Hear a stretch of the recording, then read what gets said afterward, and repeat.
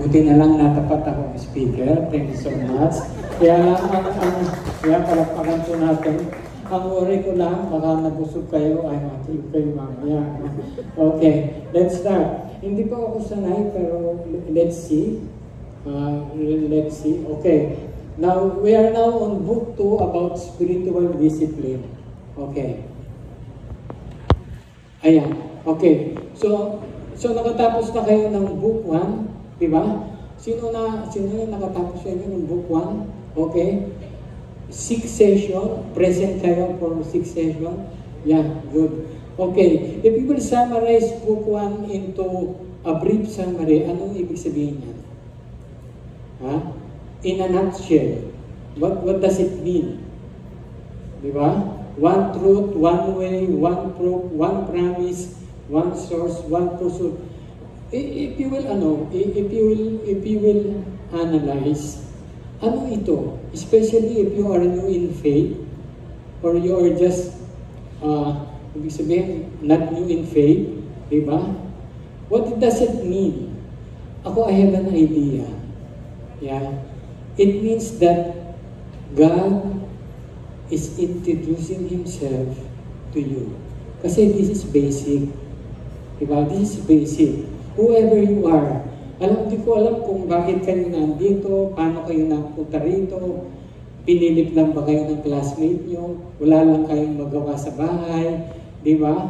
Dahil ina-announce every Sunday yung GLC, kaya kayo nandito, or kaya ay meron kayong gusto nyo, kasi si GLC ba, dito sa CCM, bago kayong maging D-group leader o to sa ministry, kailangan GLC kayo. Requirement po kasi di ba? That is a requirement Pero, guys, if you are here for a wrong reason, God will always use it even if it is a wrong reason you are here. Kasi ako, product po ako ng wrong reasons to attend Bible study. Pinagbigyan ko lang po yung aking kaibigan kasi barkada ko kami. Meron isang kaibigan, barkada namin ay siya yung pinakabait sa mga barkada. So siya yung unang na-save. And then nag-Bible study siya. Noong unang Bible study niya, dadalawa lang akong umattend. So naawa kaming mga barkada namin. Sinamahan namin siya. Pinagbigyan namin siya ng 1 beses. Pero naging 2 beses. Naging 4 na beses. And then stay for 4 months. And then it took us 1 year para malaman namin yung talagang katotohanan. Pinagbigyan. Wrong motives. I'm sure all of you have done that. And then yet, di ba? He is introducing Himself to you. And then what will you notice kay God is He will do the first move. Di ba?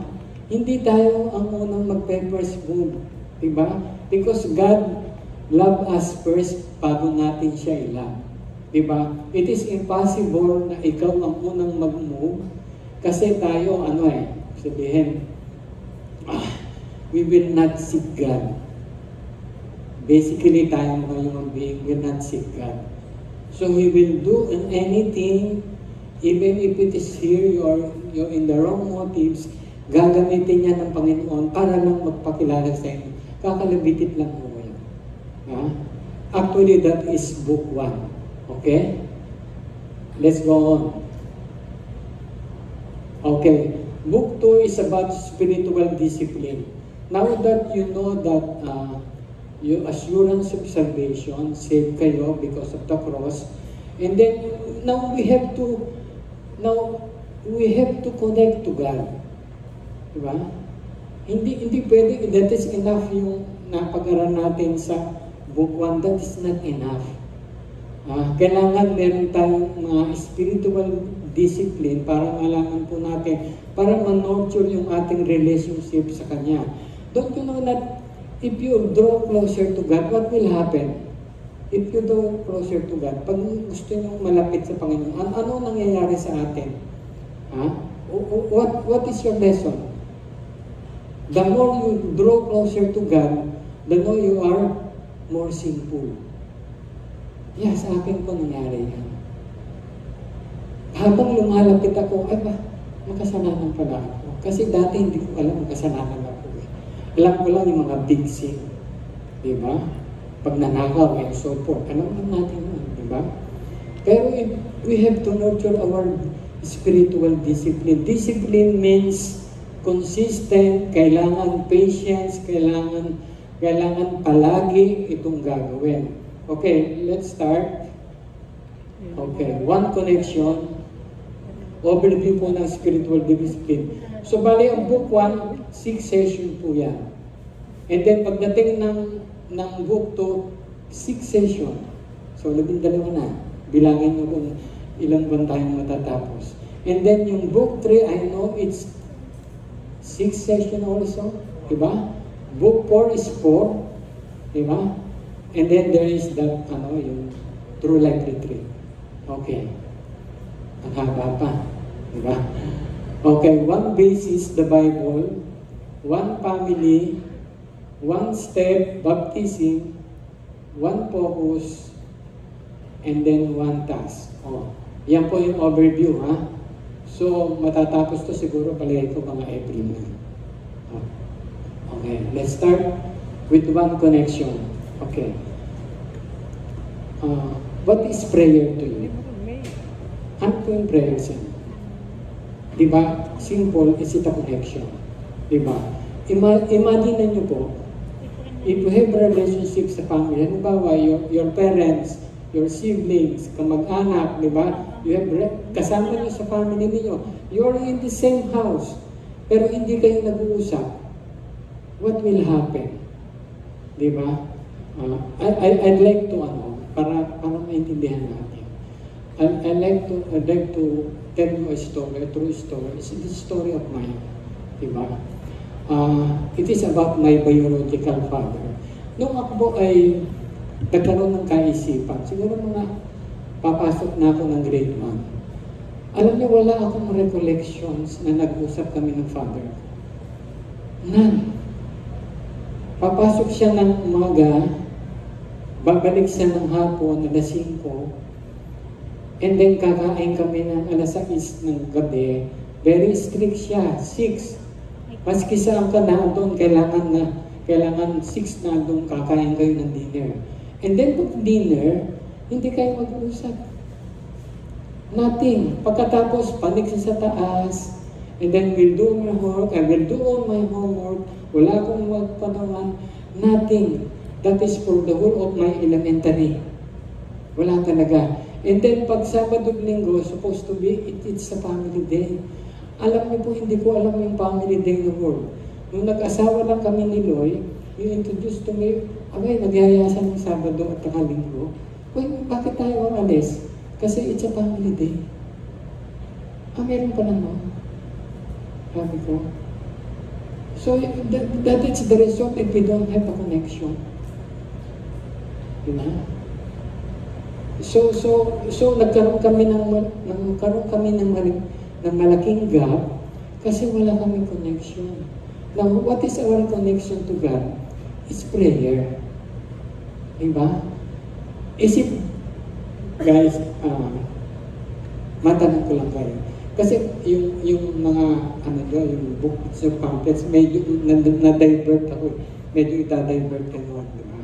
Now, itanong ko lang kayo, kasi ang style ko kasi parang Bible study. Nagtatanong ako. Okay. Ang prayer ba, it is a duty or not?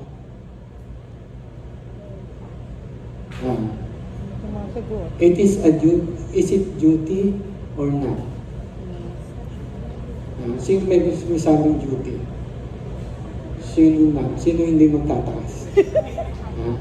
Okay. Let's give you an example.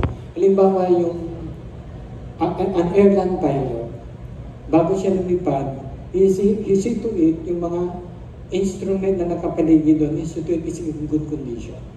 Diba? Or else it would be a disaster. It is his duty para lahat ng mga instrument doon is functioning. Diba? And then if you are a scuba diver, di ba? You see to it yung oxygen nyo na nasa likod, it is functioning. Di ba? Another one, sa mga senior, if you are diabetic, di ba? Dapat iilang kayo ng yung maintenance. And it is your duty. Di ba? Those who have a heart issue, ako meron po. And then I have a maintenance.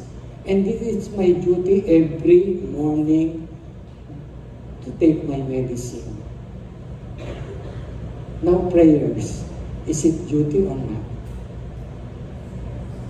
Pag hindi kayo nag-pray kay God, ano mangyayari? What is your connection to Him?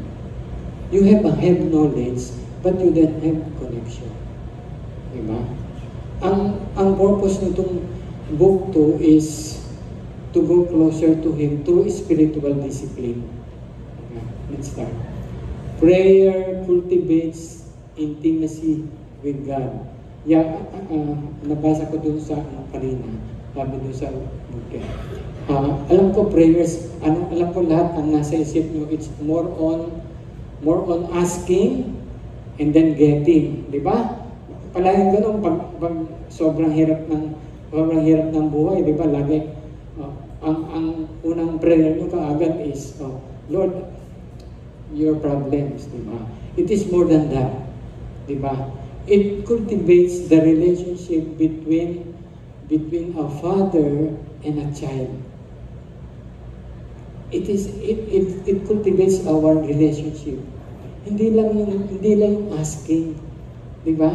That's why I'll continue with my family's journey. And then, nung naging high school ako, ganun pa rin. Di ba, pag high school ka na, di ba, hirap.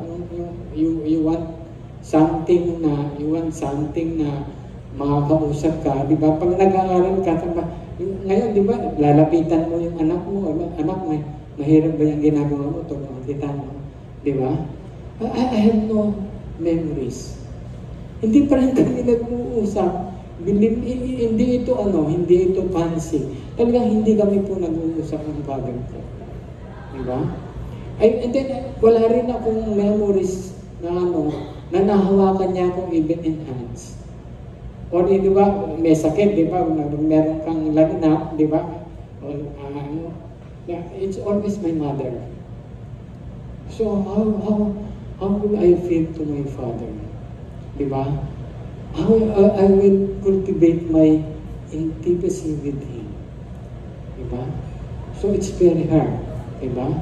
So prayer cultivates intimacy with God. Okay. Jeremiah 29, 11 and 12. This is very famous. Actually, itong verse ito, patungkol ito sa mga Israelites. Pwede rin sa atin in a personal way. For I know the plans that I have for you, declares the Lord, plans for welfare and not for calamity, to give your future and hope. Yeah, every one of us may plans si God sa atin now that you know Christ. Every one of us. Diba? Even hindi kayo nakatapos ng pag-aaral, every one of us. Kaya lang, sabi niya, then you will call upon me, condition to and come and pray to me. And I will listen to you. You will seek me and find me when you search for me with all your heart. I will be found by you, declare the Lord. Now the question is, di ba? May plan sa atin sa Panginoon, di ba? If you will not pray, do you think will grant you, malalaman mo yung will ni God sa inyo? Yeah. Sabi dito sa Jeremiah, sabi niya, I have a plan for you to be happy. Di ba? We call that. That I have for you declares plans to welfare for not giving you calamity and a future and hope. Alam natin yan, di ba? Pero if you will not pray, what do you think? Sasagutin pa rin ngayon ng Panginoon? Your plans sa Kanya, ipupusto pa rin ba niya? If you will not pray, if you will not ask, Bakit mo pa namin tahimik? Ang halimbawa lang.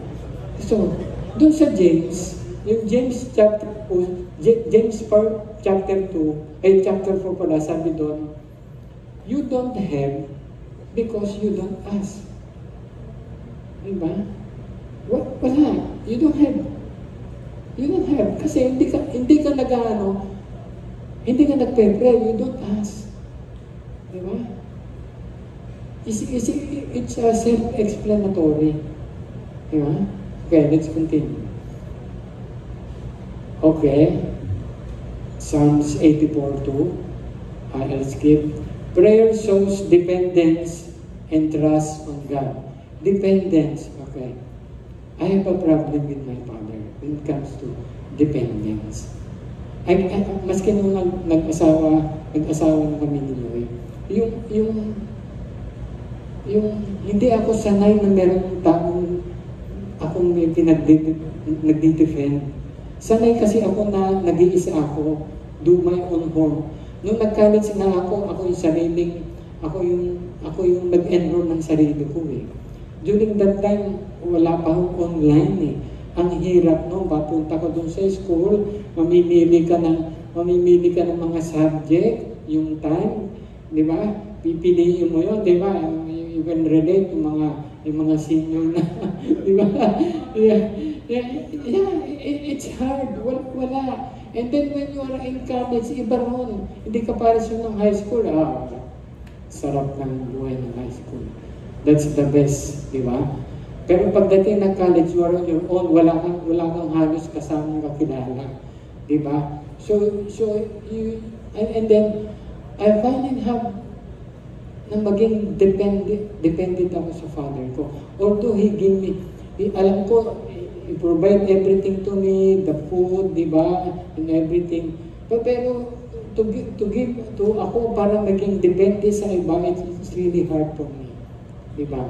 So prayers shows dependence and trust to God.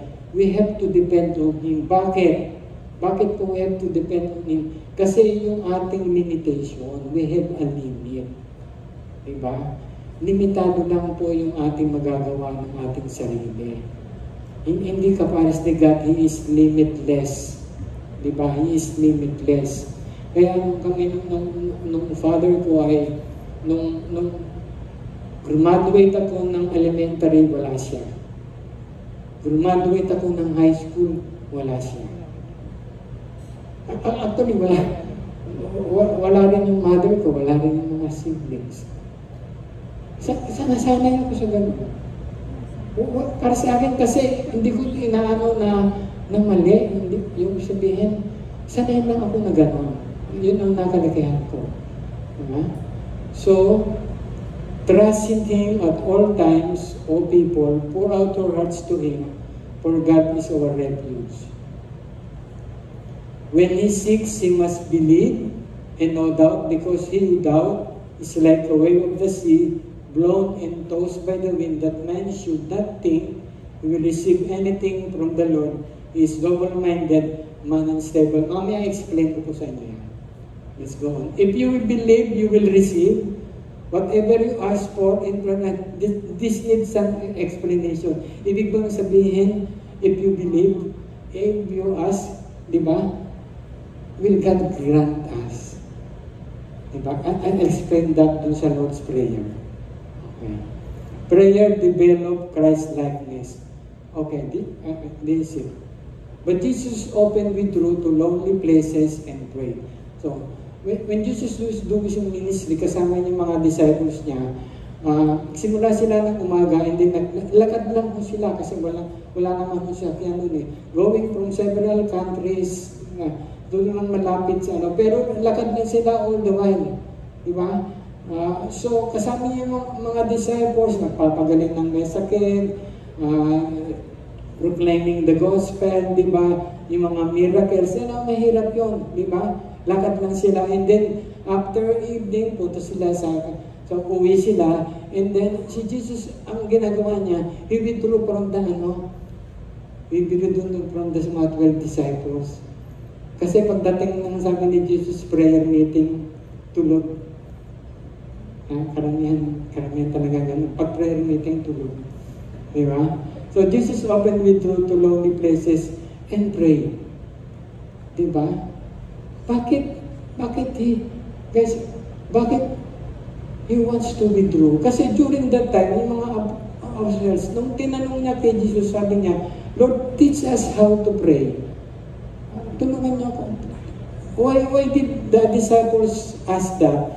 Kasi during that time, sanay yung mga disciples doon, when pupunta nila sa synagogue, ang nakikita nila yung mga Pharisees, di ba? Yung nasa harap, di ba?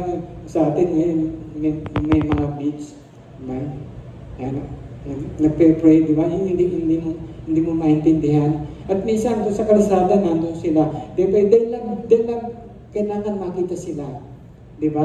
But Jesus, siguro nagtaka yung mga disciples, teach us how to pray.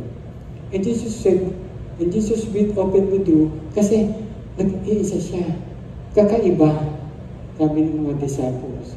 Now, what is the meaning of withdrew to lonely places and pray? Sa palagay niyo, bakit he wants to withdraw withdraw from the disciples? Bakit gusto niya mag-isa? Kaya ba pag nagpe-pray, gusto niyo mag-isa? Di ba sabi rin sa disciples, kailangan you shut the door, di ba? Ibig sabihin nun, walang window, nag-iisa ka lang, di ba? Why is it very effective pag nag-iisa ka lang mag-pray? Why is it very effective? Why is it very effective? Tahimik, di ba? Bukod sa walang ingay sa paligid, there is more than that. Di ba? Karamihan kasi sa atin, di ba? Tingnan nyo, gabi yan gabi, di ba? Kasi minsan magtatanong kayo, what is the best place to do our quiet time, our prayer? Is it morning or is it evening? Si Jesus, is it evening? Pagkatapos ng kanyang mga ministry, pagod. Di ba? Tayo ganun, pagod, may dahilan tayo. Si Jesus hindi. Very consistent siya. Ngayon, pag morning naman, pag nagtatrabaho kayo, or magpasok ka, we have a very short time. Pag-gising nyo kasi, late na kayo. It was a very short time. So, pero kung gusto nyo umaga, pero anong gagawin nyo? You daily bread, babasahin yung scriptures, babasahin yung mga comments, yun lang, and then you go. Is that a prayer? Is that communicating with God? Diba? Will God hear you? Ibang madali ka. Diba? And when you pray on secluded places, kayo lang, the idea there, yung kaya close there, the idea is there. Dahil kasi maano nga yung paligid noisy. Bukod sa doon, our mind is noisy. And our heart is noisy. You get what I mean? Hindi lahat ng days is good. Di ba? There are bad days in our life. And then when we go to prayers, it affects our prayers. Diba? And then what shall we do? We calm ourselves. Believe me. We calm ourselves. Before we go into the presence of God, kalmahin niyo muna yung sarili niyo. I know, guys, mahirap ang buhay. Diba? Based on my experience. Kasi, nung kami ni Loy, mag-asawa, doon lang kami nakatira sa up and down. Isa lang ang kwarto po namin. Isa lang ang kwarto po namin. Tatlo na tayo. Tatlo lang kami. And then, siyempre, saan ako magpupray? Sabi, bakit kaya hindi ko gayahin yung mga disciples? Pag tulog sila, yung mga disciples, I will pray. And it's an effective. Guys, pag yung particularly dun sa mga particularly dun po sa my father. As a father, it's really hard to be a father. Hindi naman talaga madali po. At pag nakita nyo na tulog yung family ninyo, and when you are alone, and then nakita nyo, and then you pray for them. It's very calming, peaceful. Tulog sila. Tulog sila. Diba? And then you will see them, spouse, anak mo, may problema, yung anak mo, may ganito, and then you start to pray. And it comes yourself. Try it, guys. Yeah, it's not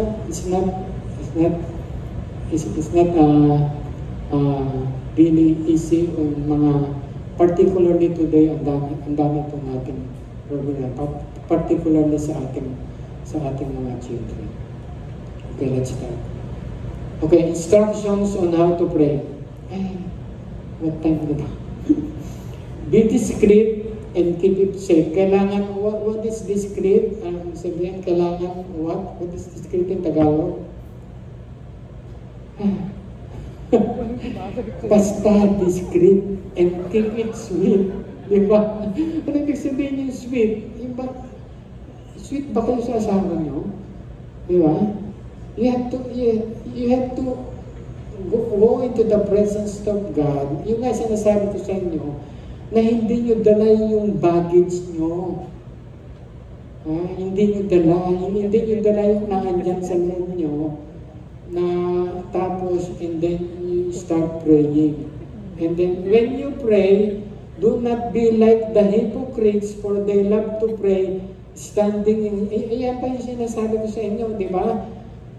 And then, I tell you the truth, they have received the reward in full. But when you pray, you go into the room, again, close the door, and pray to the Father, who is unseen. Then your Father who sees what is done in your secret will reward you. Mahirap ba intindihin? Yeah. Hindi mahirap naman. And it's very practical.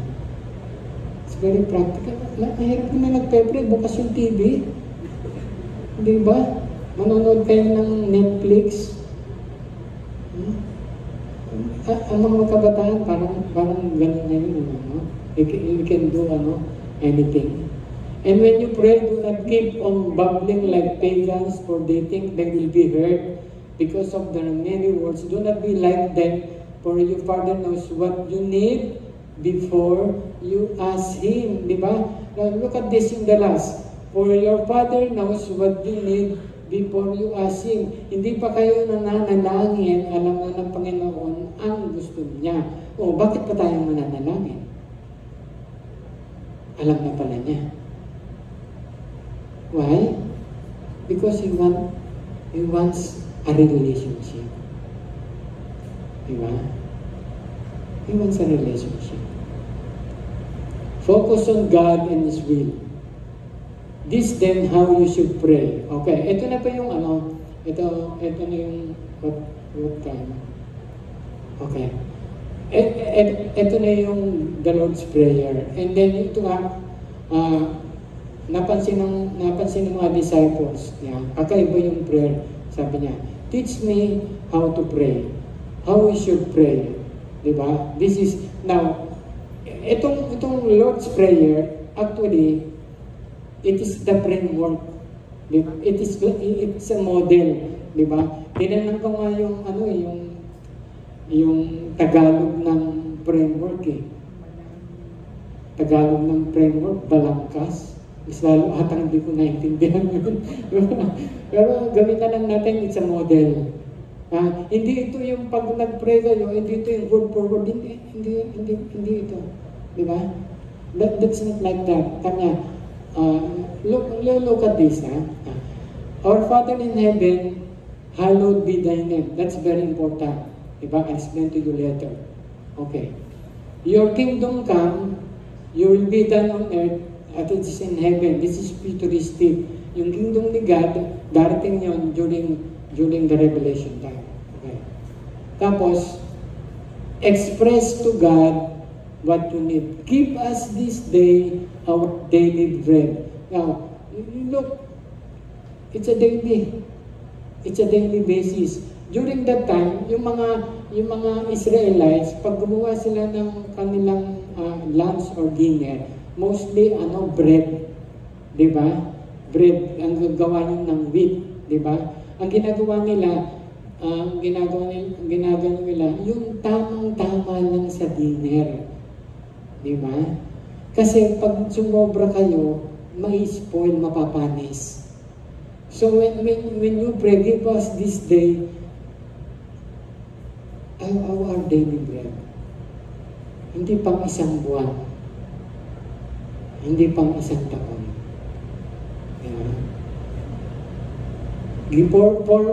Forgive us our debts, hindi utang, trespasses, di ba? As we also forgive those who trespass against us. And lead us not into temptation, but deliver us from the evil one. Okay. Balik tayo. And then I'll explain later. Explain yung the Lord's Prayer. Okay. Pero before that, I will continue my story with my mother. Okay. Nung nag-college na ako, napilitan yung father ko na isabay ako sa sakyan. Kasi siya working in Manila, and then yung aking eskwelahan ay nasa Manila. So napilitan siya, sabay ka na. So for a few weeks, walang kibuan, and then suddenly he made an effort. Diba? Kaya lang yung effort niya, nag-question siya, kaya lang yung question, answerable by yes or no. Diba? So, baba ko ng sakyan, opo. Hindi po. Bye. Ganun na. Pero, he made an effort. Diba? God will make an effort. Diba?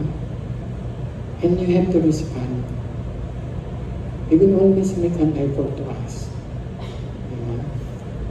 And then it happened na nung habang nagdadrive siya, and then sinabi niya sa akin, after a few months, tagal, ngayon nag-ask siya ng question na mapipilitan akong i-experience kasi it's now not answerable by yes or no. Diba? So nagkaroon ng improvement. Nagkaroon siya ng improvement. And then he offered me, do you like to, gusto mo mag-aral ng driving? Yeah, alam mo yun. Guys, pag college ka, gusto mo may sasakyan, pamporma. Yun ang talagang gusto ko. Kasi pag pag nasa garahe, pag wala yung father ko, ako naglilinis. Diba? Ako naglilinis sa kanya, pati yung loob. And then, pwede kong i-start. Siguro nakikita niya. Diba? Nakikita niya. And then, offer me. Also, yes, of course. Diba? So, in-enroll niya ako sa isang driving school. And then, for a month. And then, kung talagang natuto ako sa kanya, kasi tuwing umaga, sumasabay siya, ako nagdadrive. So, how would I be? Diba? I'm so excited. Kasi meron na kaming connection. And then, yung sinabi niya, hindi mo palang, hindi mo palang hinihingi, alam na ng Panginoon kung ano yung gusto. Diba? So, Father knows, alam niya yung gusto. And then comes the graduation. Wala yung mother ko, wala yung mga siblings ko, di ba? And then he appeared. Pero hindi ko siya in-invite. Diba? And it's Friday, kaya mahalaga yung Friday sa akin. Magaling Friday. So, hindi naman, pag college ka naman, di ba, hindi ka naman nakaporma kasi nakatoga ka lang naman eh, di ba? So, hinatid niya ako doon, and then we go to his work. Hindi ko akalain ga-appear siya. So, nung nandun, it's the gym, sa gym lang namin ginawa. And then, nung naglalakad ba along the way, the unthinkable happened na hindi ko akalain na gagawin niya. Alam niyo yung, kasi maraming tao, di ba, puno na yung silya. Alam niyo itong, yung poste ng gym na ganyan. Maliit man yan, pero yung meron siyang, foundation, di ba? Malaking foundation, tapos ito yung poste. So, naka-elevate siyang ganon, naka-elevate siya. So, ang ginawa niya, umakbang siya doon, and then kumapit isang kamay, and then hiwebong me. Malayo siya, hiwebong. Kitang-kita ko siya. It was very vivid memories sa akin na hindi ko makakalimutan. Diba? That is the result of what? The connection. Kasi I did response. Diba? And if the Lord is waving to you, guys, you have to response. Diba? Huwag tayong sabihin, kasi if I, yung pag inano ko yung sarili ko, inano ko pa rin yung sarili ko na I will not response, nagmalaki ako, diba? Nagmalaki ako sa Kanya, and then what will happen? Diba? Ganun din yung prayers. If you do not pray to Him, how can you have a good, meaningful relation? Okay. Na-imagine you guys, you have a head knowledge and you do not pray. You have theology about Jesus, about God, and then you do not pray. Paano yun? Diba? And then, tapos na po ako. Ito yung discussion question. Pero meron pang isa. Hirit na lang ako, Jenna. Sandali na lang. Okay. Ayan yung mamaya. Okay. Ito po. Na-explain ko po ito sa aming prayer meeting. We have a prayer meeting. Baka hindi niyo po alam. Kaya na ina-announce po natin ng kailan. It's called Saturday Breakfast Prayer Meeting. So marami rin pagkain. So yung nagdala niyan, ini-invite ko kayo sa prayer meeting.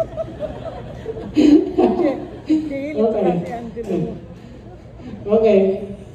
Ito yung kamay na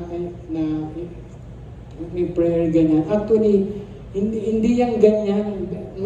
Masyado siyang yung technical.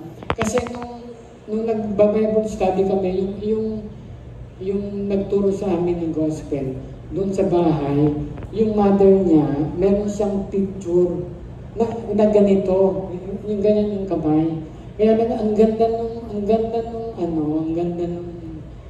nung picture kasi it's a painting. Yung kamay nung yung ganito, kulubot na. Kulubot. O di tinan ko nga yung kamay mo. Yeah. Malapit na. Bakit ba ikaw? Ito, kulubot na. Yeah, something like that. And then it's kulubot. Di ba?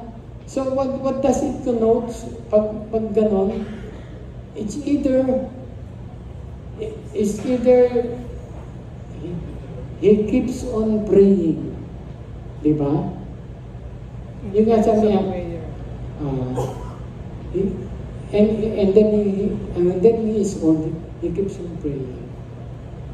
So alam niyo guys, kaming mga senior, kaming mga senior, we are just hoping na we have a good time. Alam niyo yun, yung retired ka na, wala ka nang iintindihin sa bahay, wala ka nang iintindihin sa finances. You just take your time That is our idea of, tawag nito, that was our idea of our retirement noon. Pero guys, in reality, there is no retirement. Wala. That is the idea of praying. Diba? Praying without ceasing. Hindi ibig sabihin na magpe-pray ka na isang araw na magdamag 24 hours. Praying without ceasing until you are old. Until you are old.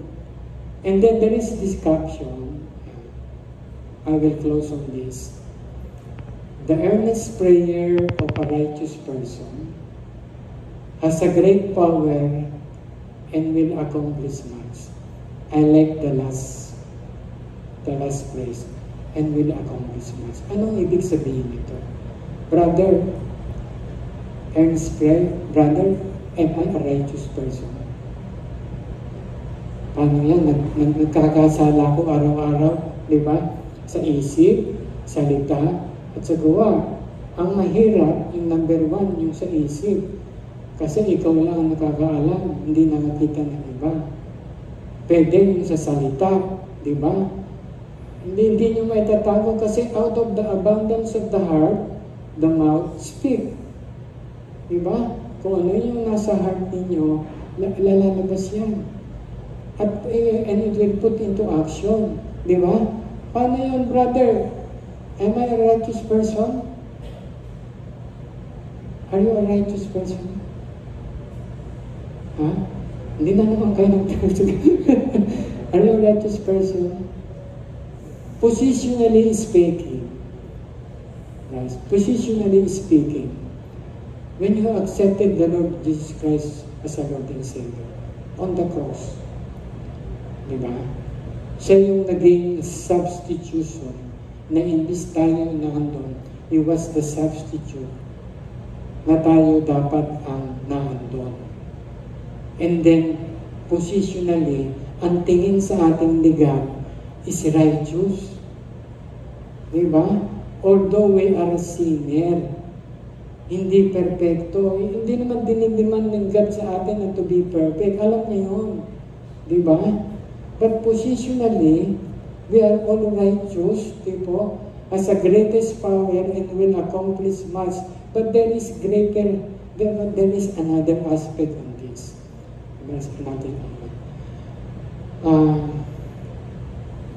Ganito yun. If you try to live a godly life, you try to live a godly life, and with effect on prayer, diba? And the prayers that you said will accomplish much. Alam niyo ba yung ibig ko? Alam niyo ba yung ibig kong sabihin? Although we are positioned direct to God, dapat yung lifestyle natin is godly. Diba? And when we are godly, our prayer is powerful. Totoo yun. And then, it will accomplish beyond your imagination.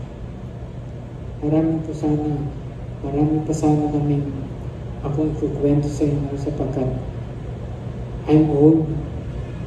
I'm 70 years old. Marami pong pinagdaanan kami ni Mrs. And it's really very, very true to us. Now, if you are young, di ba? Bata pa kayo, di ba? Try to live a righteous life. Di ba? And then prayer, guys, prayer is just like, it's just like connecting to God. Di ba? When was the last time you prayed? When was the last time you prayed? Yung talagang pray na may devotions. Alam niyo, susunod natin dito is what? Bible. Di ba? Kasi ang Bible and prayer always go hand in hand. Bible, prayer, Bible, prayer. Kasi, when you ask to God, paano kayo sasagutin ni God? Hindi naman pwedeng si God ang mag-pray para sabihin sa inyo. Di ba? How does He answers our prayer? How does He answer our prayer? To the Bible, through illuminations, di ba? Through the revelations on the Word of God. That is the only means. Hindi yung sabihin nyo na may narinig ako. Di ba? Yung sabi ni God, sige, go na yan, ligawan mo na yan. Di ba? It doesn't work that way. It will always be in the Bible. Kaya nga ang susunod dito ay, Jenna, is the Bible. Okay. So, that's it guys. This is our